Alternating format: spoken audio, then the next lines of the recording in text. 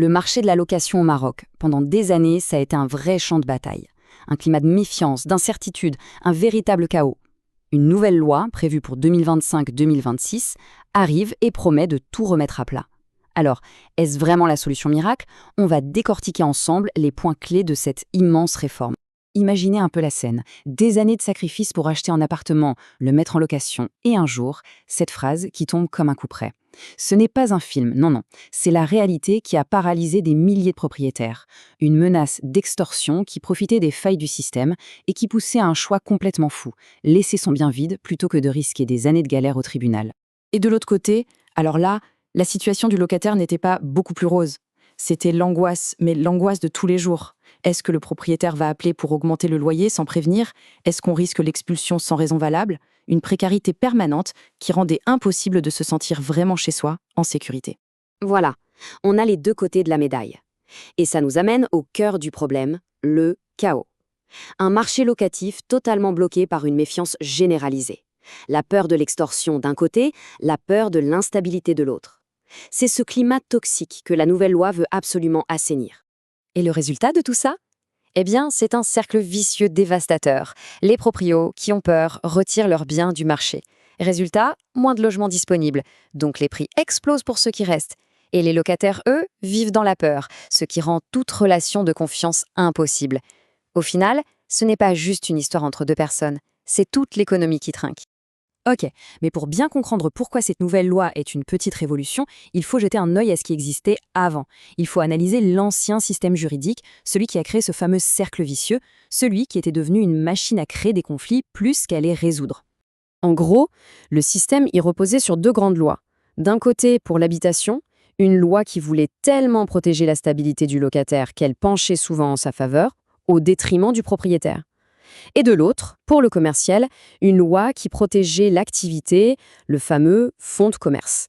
Et là, bonjour les batailles d'experts et les discussions sans fin sur les indemnités à payer en cas d'expulsion. Alors, face à ce bazar, quelle est la solution? Eh bien, au cœur de toute la réforme, il y a une idée, une seule, qui est la pierre angulaire, celle qui change absolument tout, rendre le contrat authentique obligatoire. Et là, le changement est radical. Fini, terminé, le petit contrat sous seing privé, le bout de papier qu'on achetait à la papeterie du coin et qui n'avait quasiment aucune valeur devant un juge. C'est fini. Maintenant, la loi impose un acte authentique, un vrai contrat, préparé et validé par un professionnel du droit, un notaire ou un adoul. Et attention, ce n'est pas juste pour faire joli, hein. Ce nouveau contrat, la loi lui donne un statut très spécial, celui de titre exécutoire. Qu'est-ce que ça veut dire concrètement?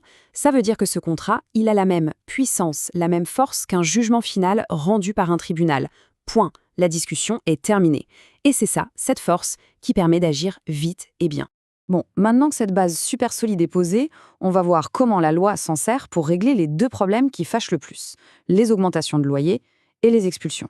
Première règle, super simple et super claire, fini les augmentations de loyer qui sortent de nulle part. La loi impose un gel total pendant 3 ans. À partir du moment où on signe le contrat ou après la dernière augmentation, pendant 3 ans, le loyer ne bouge pas. Un point, c'est tout. Toute demande avant, c'est illégal. Et même au bout des 3 ans, attention, on ne fait pas n'importe quoi.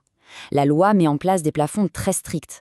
L'augmentation ne peut pas dépasser 8% pour un logement et 10% pour un local commercial ou professionnel.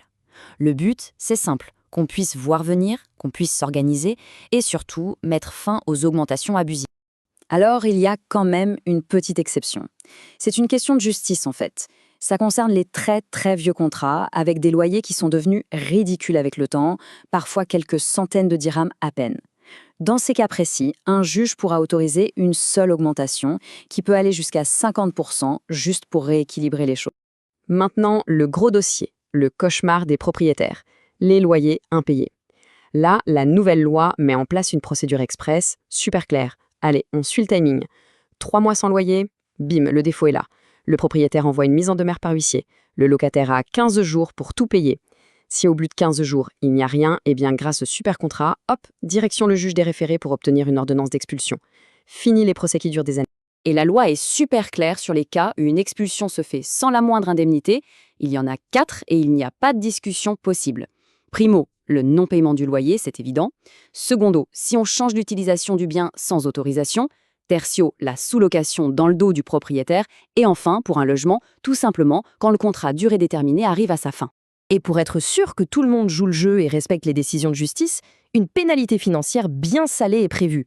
Si quelqu'un refuse de partir après une ordonnance d'expulsion, il devra payer une indemnité d'au moins le double du loyer pour chaque mois où il reste illégalement. Le calcul est vite fait et, croyez-moi, ça calme les ardeurs.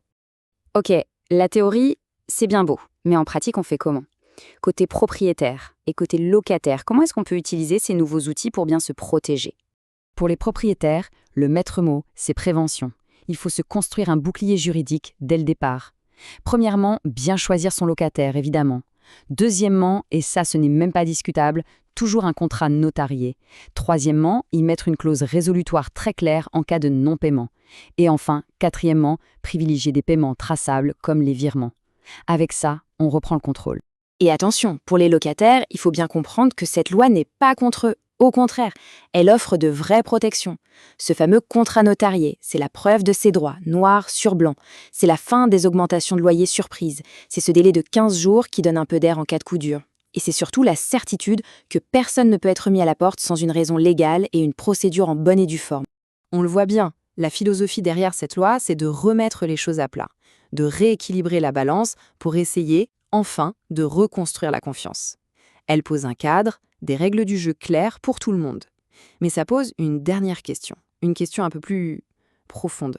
Est-ce qu'une loi, même si elle est parfaite sur le papier, peut à elle seule réparer une confiance qui a été brisée pendant des années?